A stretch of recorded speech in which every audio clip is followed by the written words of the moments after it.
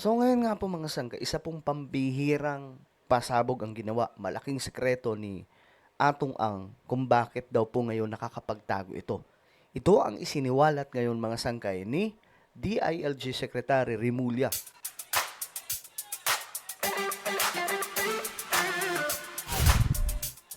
So tuloy-tuloy ang pagtugis, paghahanap sa ating kababayan na isang bilyonaryo na si Atong Ang. Baka sabihin nyo, baka iba yung iniisip nyo, baka isipin nyo si Ramon Ang. Hindi po, si Atong Ang po ito.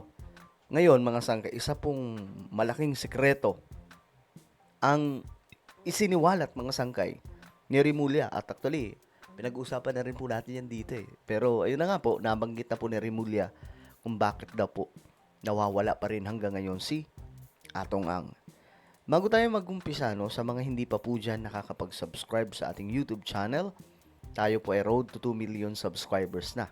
Napakarami na po natin dito sa YouTube.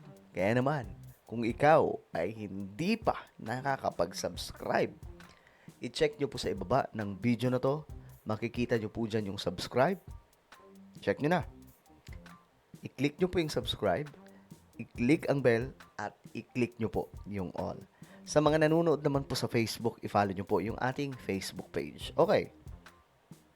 Ito na nga ang balita. Ito ang isiniwalat mga sangkay ni John Vic Remulla patungkol po dito kay Atong Ang. Ayon po sa kanya, marami umanong pera ang negosyanteng si Atong Ang. Kaya madaling gumawa ng paraan upang makapagtago siya. Ayon po kay DILG Secretary Remulla. Actually, pinag-uusapan na po natin yan dito eh. 'Di ba? Pinag-uusapan na po natin na makakapagtago talaga si Atong Ang. Kasi nga po, maraming pera. Guys, hindi po siya milyonaryo. Bilyonaryo po siya. Kung nakita nyo lang yung mansion niya, mga sangkay na parang mall. Grabe. Bilyonaryo ang taong to. Hindi po ito basta-basta. Ngayon, kaya nga ang sabi po natin, dapat ang ginawa nila nung una pa lang, habang nag-iimbestiga ang DOJ, at habang kumikilos po ang otoridad natin laban kay Atong Ang, dapat freeze na po lahat ng assets, lahat ng account. Kinansela ang passport. Kapag ka nagdesisyon na ang korte, wala na pong takas. 'Di ba? O let's say, sabihin natin, ibaliktad ang desisyon ng korte, edi walang problema. Ibalik lang sa kanya. Ganun lang kadali yun. I-freeze lang po yung mga account niya, yung mga pag-aari niya, i-hold ng government. Tapos kanselado yung passport. So wala po siyang gagamitin. 'Di ba? Kaya nga lang mga sangkay, hinayaan eh. Kaya ngayon, nawawala. Sinabi naman ng kalihim na walang indikasyon na nakalabas na ng bansa ang businessman. Dagdag niya, makikipag-coordinate ang Philippine National Police sa Interpol para malaman kung mayroong sightings kay Ang sa ibang bansa. Sabi ni Remulla, kung ganun karami ang pera mo, mas madali ang kapasidad. But ang pera niya hindi katumbas ang pera ng buong gobyerno. So gagamitin lahat ng resources namin para mahanap siya. Kung mayaman si Atong Ang, tutumbasan po ng government kung papaano po tinutugis. Kumbaga, makapangyarihan pa rin ng government. Kahit daw, sabihin na natin, madami siyang pera. Ang government naman, may buong pwersang militar. May buong pwersa ng pulis, NBI, at kung ano-ano pa. May mga intel.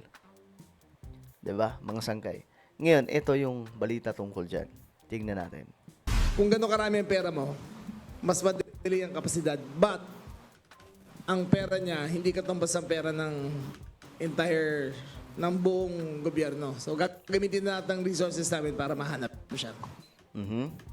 Gagawin lahat ng pamahalaan mahuli lang si Charlie Atong Ang.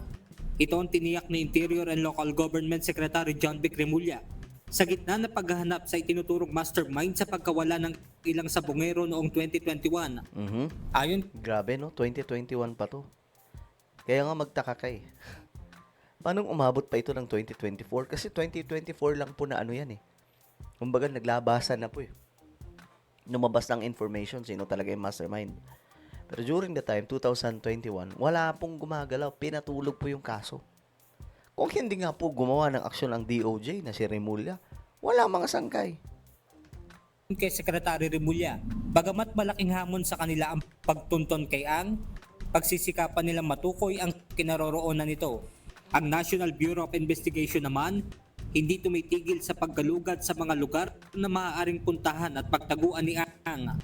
Matindi yan mga sangkay. Pag sinabing NBI, kaya nilang maghalughog kahit na saan. Para po yung CIA eh. Kaya mag-iingat po tayo mga kababayan. Baka madali tayo ng NBI. Diba? Ganun po kagagaling yung mga yan. Ayun po, nasa mga probinsya po ang mga tao natin. Pati dito sa NCR po ay may mga tao tayo na nasa labas ngayon at tinutukoy ang whereabouts na para i-serve po natin. So buong Pilipinas na ngayon yung NBI nakakalat. Talagang hinahanap na ngayon si Atong Ang. Ang warrant of arrest. Ayon kay NBI Director Attorney Angelito Magno, kabilang sa tinututukan ng NBI na paghanapan kay Atong Ang ay ang mga sinasabing farm at mga residential property nito.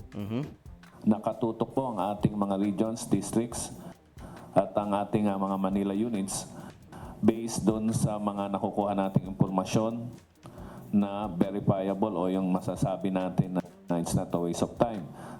Alam naman po natin yung mga known locations niya prior since hindi naman po ito sekreto dahil nagkaroon sila ng mga legitimate network businesses at maliban po doon sa mga impormasyon na natatanggap natin doon sa mga maaring malalapit na kakilala niya na maari niyang hinga ng tulong kung patuloy siyang magtatago sa ating batas.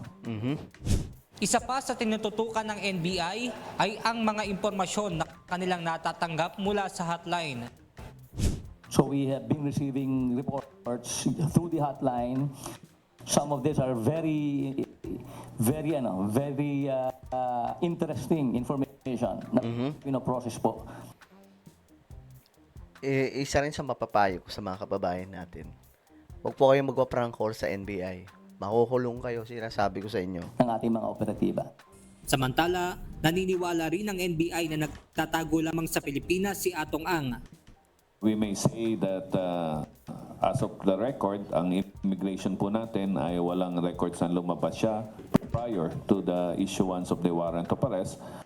At kung tungkol naman po sa ating mga backdoors, ang inyong tinutukoy ay so far wala pa rin po kaming natatanggap o nare-receive na reliable information that any of these backdoors were used. Beberipikahin din ng ahensya ang mga impormasyon na pagmamay-ari umano ng isang politiko ang farm na pinasok ng mga otoridad kamakailan kung saan pinaniniwala ang nakita ang nagtatagong negosyante. Aalamin din ng NBI kung mayroong mga retiradong uniform personnel na nagkakanlong kay Ang. Dako, yun nga ang balibalita daw mga sangkay, no? Well, we've considered information. In fact, even before this was actually raised by the media, nakita po ng ating mga investigators yan, and we would like to tell you na ito po ay pinoprocess natin para po masiguro natin kung ang information that would be generated would actually result to positive impact on our Manhattan. Benedict Samson.